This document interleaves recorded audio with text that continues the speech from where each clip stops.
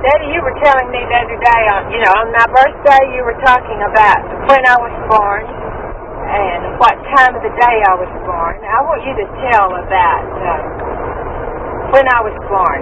Were you excited when Mother told you that y'all were going to have a little baby at your house? And were you nervous? Was I excited or was I excited? I had a little grocery store there in town. Word come to me, my wife wanted me to come to the house. That was about 11 o'clock daytime. In the morning? Yeah. And closer to the house I got, I couldn't hardly get my feet down.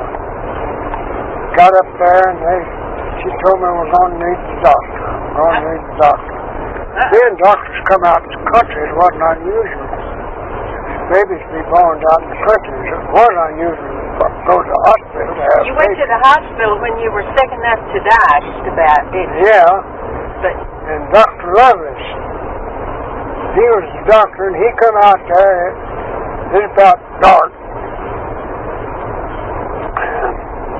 I couldn't hardly get my feet down. I expected in any minute to see my first baby born. And it just went on and went on.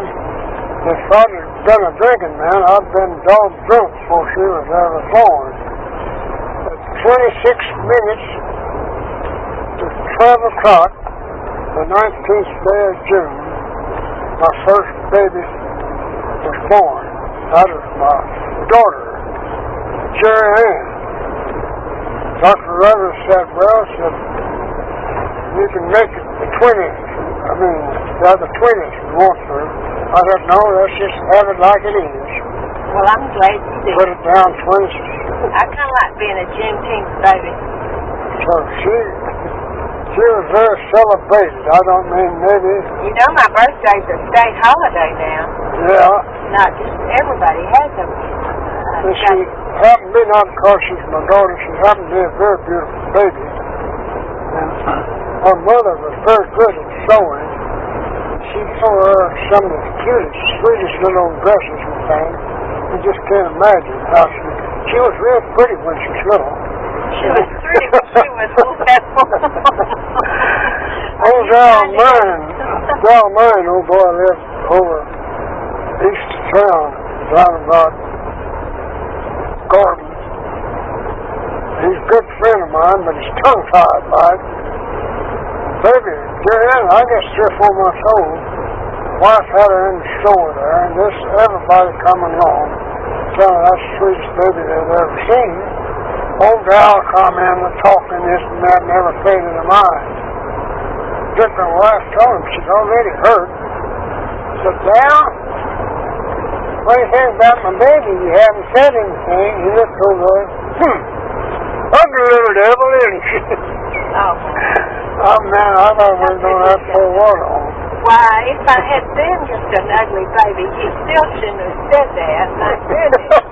No, you don't know Dalmine. You know, Daddy, I remember how much I like to go and see,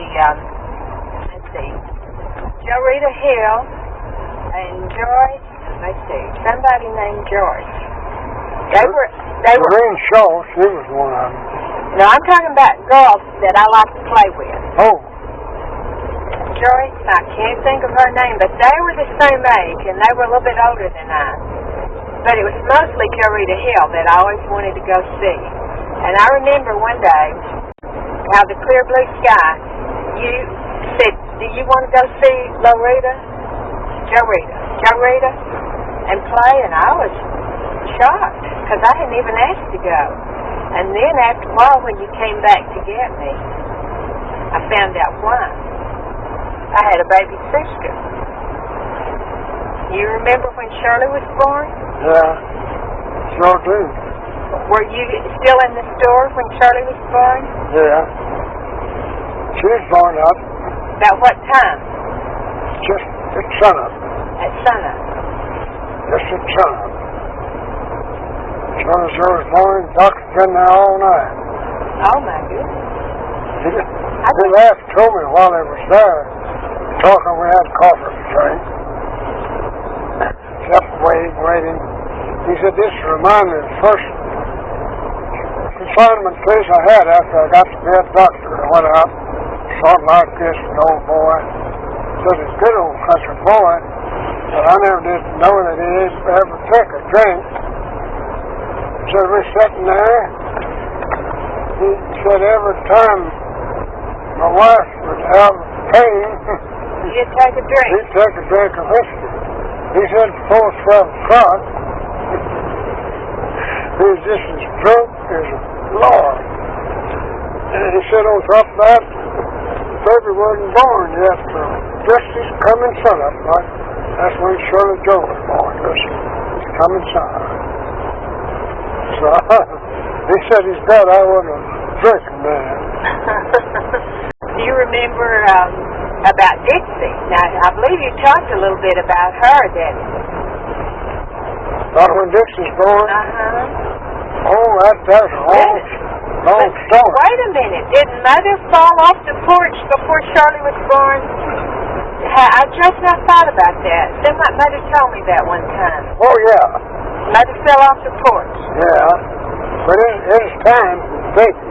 Okay, tell me about Dixie. You said that was a long story when she was born. When Dixie Marie was born, we wasn't looking for her yet. It wasn't time. But baby looked like it was going to come anyhow, and I rushed wife up to the hospital. So that's where the baby was born in. The other two, Jerry and Shirley, both born out in my home. We got up there.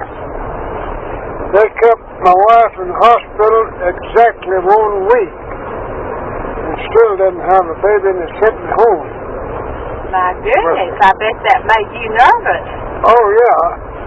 And they told me when those pains come on, me to time them, you know. If they got 5 minutes, more or less, before them coming regular to get her back up there. Well, I'd call a lot of sleep. And the time being up, lighting the lamps and everything. I thought, well, I'll just lay here and count. I know how to count now. I could count 5 minutes. That's pretty. That's not near as pretty as Laura Ray's, though. And so I no telling how many thousands and tens of thousands counts I made. They'd go getting further apart, you know, after a while, but then I could go to sleep. You'd go back to sleep. Yeah. And we was home with Jack for 6 weeks. Mind you, 6 weeks. I'd lived there every night counting. Oh, dear. Took her back up there, and Dixie Marie was born.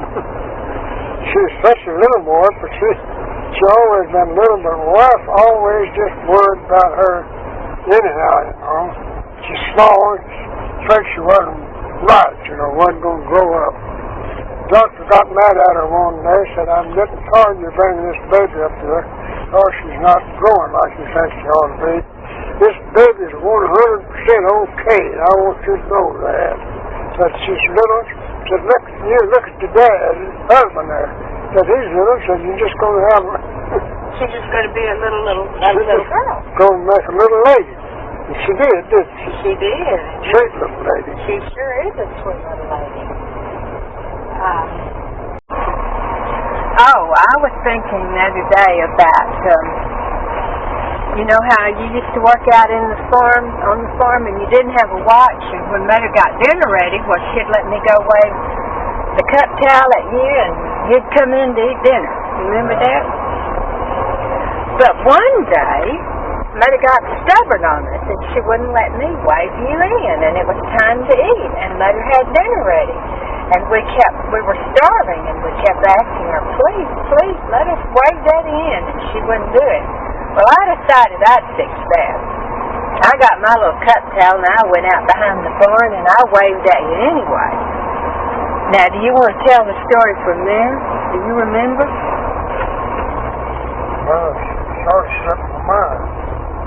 Well, that's when Mother was expecting Neita Joyce, and you and Mother had made it up that she wouldn't wait for you to come in unless she was ready to go to the hospital.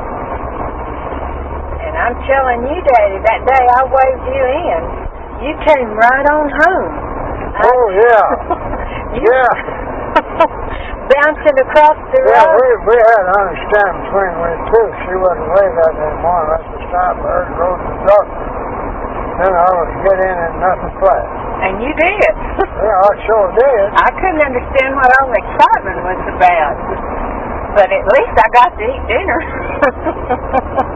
That was before she was born. That was before, but it was getting time. Yeah.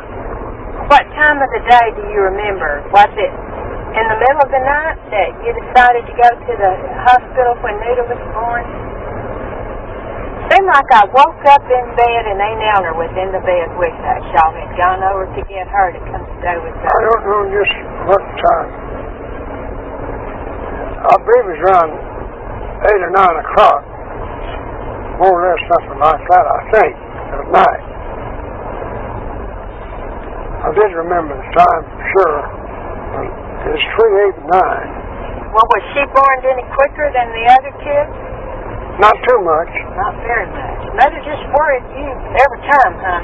And she was, anyhow, 10 or 12 hours in the hospital for a baby's born till the last one come along. Till the last one.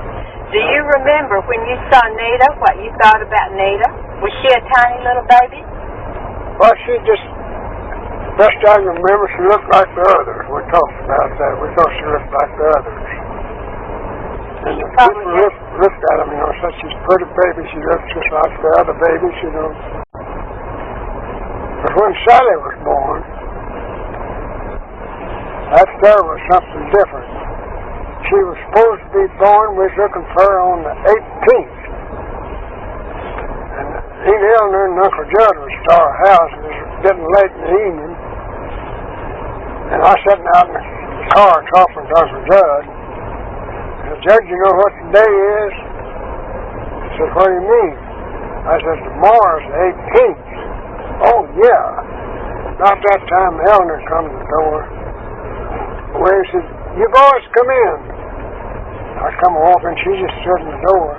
She says, hey, I think we're going to have to take Travis to the hospital. I got in there, and it was after dark when I got to the hospital with her. And the doctors all got gone home for supper. Except one, this Dr. Malone, he was the eye and nose specialist, but he had been a general practitioner, good friend of mine. And they took Gladys in there, and the sister come stepping out. She said, we need a doctor quick. Dr. Malone come around, put his arm around her. But don't worry, said, I'm going to stay here till the doctor comes.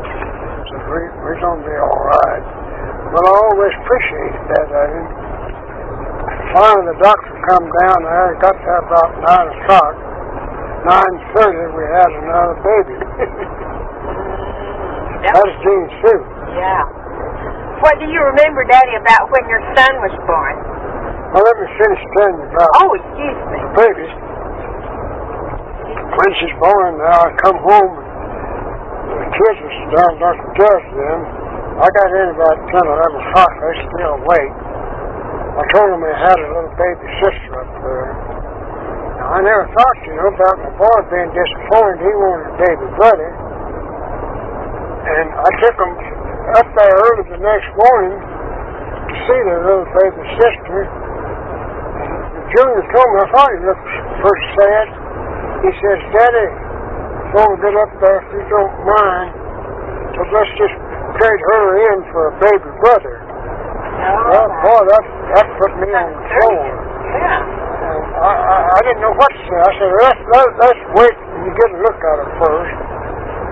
We got up there and we took her down there and had them babies on. I showed him the baby over there. I said, that's your little sister right there. He looked and he began to smile. He says, Daddy, let's keep her. But this next time, I want a baby brother. Oh, my goodness. Oh, dear.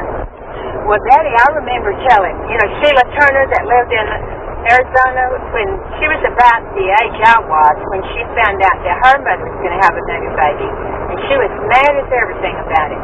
So I was talking to Sheila when we were in Arizona, and I told her, I said, Sheila, the same thing happened to me.